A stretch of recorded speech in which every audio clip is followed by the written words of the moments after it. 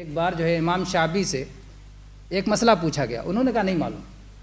تو پوچھنے والے نے کہا کہ آپ عراق والوں کے عالم ہیں، اتنے بڑے فقیہ ہیں، اور آپ کہتے ہیں مجھے نہیں معلوم. ذرا بھی شرم نہیں آئی کہتے ہوئے کہ مجھے نہیں معلوم.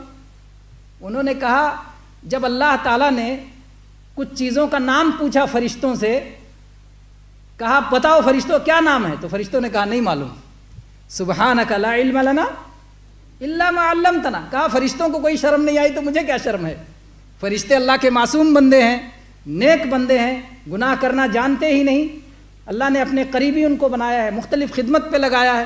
انہوں نے نہیں معلوم تھا، کہہ دیا نہیں معلوم، وہ اللہ کے فرشتے ہیں.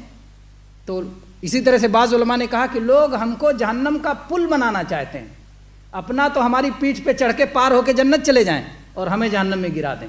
آئیں گے کہیں گے مولوی صاحب یہ چیز حلال ہے نا، آپ کہہ دو حلال تاکہ کل قیامت کے دن کہیں انہوں نے حلال کہا تھا، میں تو نہیں کرنا چاہتا تھا نا، انہوں نے حلال کہہ دیا تھا.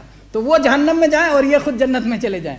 تو ایک عالم کو، ایک مفتی کو یہ یاد رکھنا چاہیے کہ پل نہیں بننا چاہیے، بلکہ خود بھی جنت میں جانے کا انتظام کرنا چاہیے.